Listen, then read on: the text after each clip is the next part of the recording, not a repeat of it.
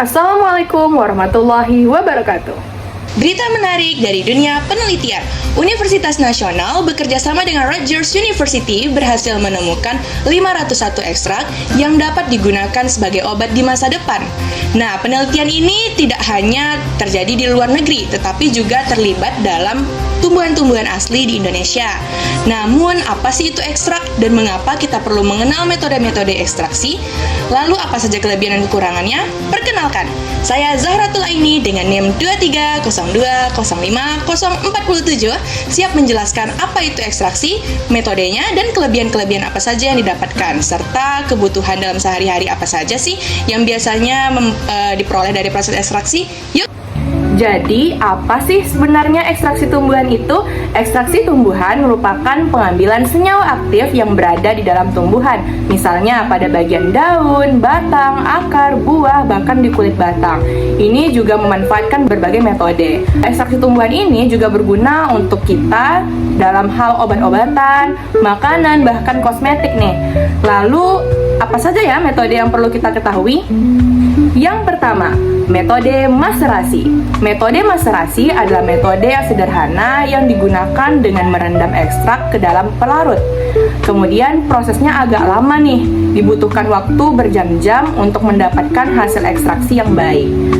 Kita juga harus menyiapkan senyawa aktif apa saja yang cocok ke dalam ekstrak yang akan kita gunakan. Metode yang kedua, Socklet extraction. Kalau tadi lebih sederhana, kalau yang ini lebih canggih karena pelarut akan dipanaskan dan uapnya akan dikondensasi dan digunakan berulang kali untuk menarik senyawa aktif.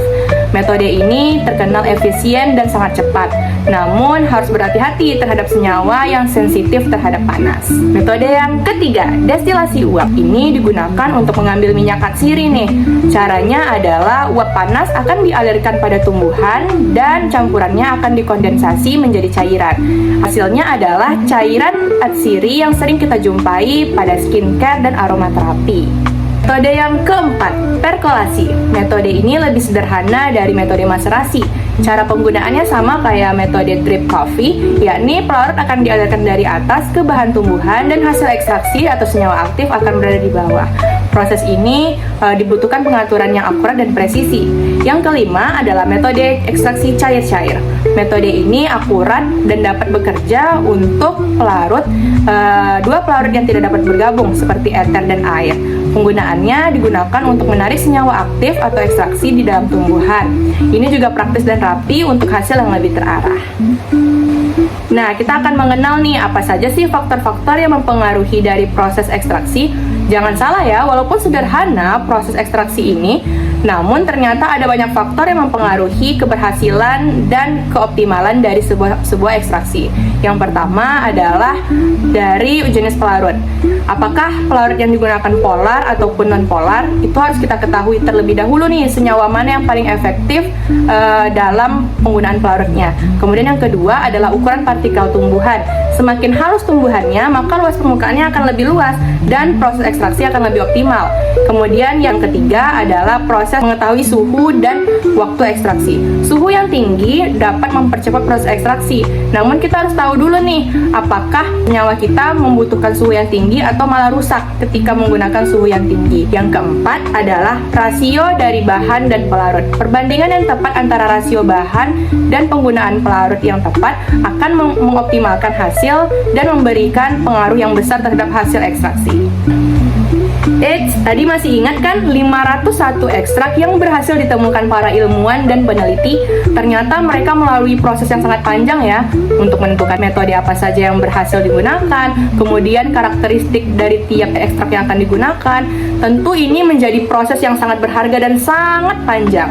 Bukan hanya kita nih yang mendapatkan manfaatnya. Perlu kita ketahui bahwa menjaga ekosistem alam selama proses pengambilan ekstraksi juga penting dan berharga. Kita tentu nggak hanya memanfaatkan alam, namun juga memperhatikan bagaimana keberlanjutan generasi mendatang. Maka jangan lupa ya, kita harus tetap menggunakan cara-cara yang ramah terhadap lingkungan. Pernah nggak kita terpikir, ternyata obat di sekitar kita berasal dari hasil ekstraksi tumbuhan yang tadi kita sebutkan? Pertama nih, misalnya Misalnya aspirin. Aspirin kita kenal sebagai obat pereda nyeri, penghilang peradangan, bahkan digunakan sebagai pengurangan resiko serangan jantung. Obat ini berasal dari hasil ekstraksi tumbuhan pohon willow. Kemudian yang kedua ada quinina, obat yang digunakan untuk dahulunya menyembuhkan jutaan orang dan menyelamatkan orang dari malaria. Obat ini ditemukan melalui ekstraksi pohon kina. Bukan hanya dahulu, ternyata sampai sekarang juga masih digunakan hasil dari ekstraksi untuk penyakit-penyakit yang serius. Contohnya ada artemisinin, yakni hasil dari ekstraksi senyawa pohon artemisia yang digunakan untuk penyembuhan malaria.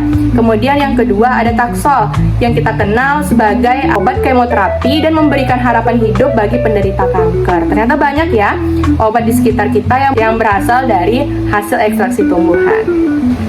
Sekarang kita udah tahu kan apa itu ekstraksi dan apa saja kegunaannya bagi kehidupan sehari-hari.